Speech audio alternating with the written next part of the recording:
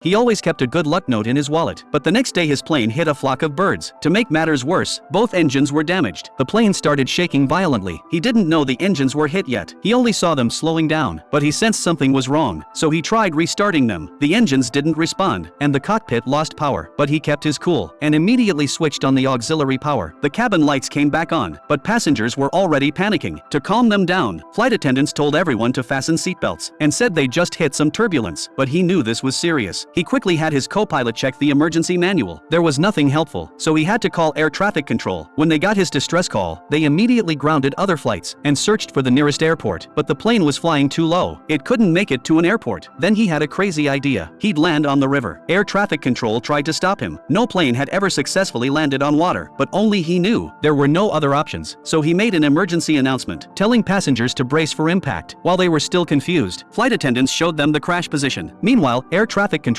found a closer airport, but he calmly told them there wasn't time. He had to ditch in the river. They still tried to talk him out of it, but when they saw his altitude, they broke out in a cold sweat. The plane kept dropping lower, flying between Manhattan skyscrapers. Office workers saw the plane outside their windows. Their jaws dropped. While air traffic control scrambled for solutions, the plane's radar signal suddenly vanished, but he was at the controls, banking sharply toward the river. Window seat passengers shut their blinds in fear. Nobody dared to breathe. Air traffic controllers were crying. The next second, the plane hit the water. The cabin jolted hard. People prayed silently. Water rushed into the cabin. Passengers scrambled for the exits, but rescue boats hadn't arrived yet. They had to stand on the wings waiting. As they shivered in the cold, rescue boats sped toward them, but he was still inside checking the cabin. Only after making sure no one was left behind did he slide into a lifeboat. Everyone on board was saved.